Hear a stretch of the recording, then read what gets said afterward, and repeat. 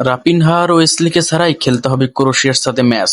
দেখুন ম্যাচটি কয়টায় শুরু হবে এবং কিভাবে ম্যাচটি লাইভ দেখবেন, এটা নিয়ে থাকছে আজকের ভিডিও। তো বন্ধুরা, ভিডিওটা শুরু করার আগে তোমাদের কাছে আমার একটা রিকোয়েস্ট, তোমরা যারা আমার এই চ্যানেলে নতুন আছো তারা সবার আগে আমার চ্যানেলটা সাবস্ক্রাইব করো। আর ফুটবলের নতুন নতুন ইনফরমেশন পেতে আমার চ্যানেলটাকে সাবস্ক্রাইব করে বেল বাটনটি অন করে রাখো। তো বন্ধুরা, চলো ভিডিওটা শুরু করা যাক। রাফিনহা আর ওয়েসলিকে ছাড়াই ব্রাজিলকে খেলতে হবে ক্রোয়েশিয়ার সাথে ম্যাচ। কারণ রাফিনহা আর ওয়েসলি দুইজনই পড়েছেন একটি ভয়াবহ ইনজুরিতে, তার জন্য ক্রোয়েশিয়ার সাথে ম্যাচটি তারা মিস করবেন।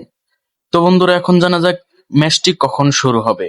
ম্যাচটি শুরু হবে 1 এপ্রিল রোজ বুধবার সকাল 6টায়। তো বন্ধুরা, এখন জানা যাক আপনারা ম্যাচটি কিভাবে লাইভ দেখবেন। ম্যাচটি লাইভ দেখার জন্য আপনারা গুগল প্লে স্টোরে চলে যাবেন। গুগল প্লে স্টোরে যেয়ে সার্চ আইকনে সার্চ করবেন ম্যাচ লাইন। এরকম একটা অ্যাপস আসবে, এই অ্যাপসটি আপনারা ইনস্টল দিবেন।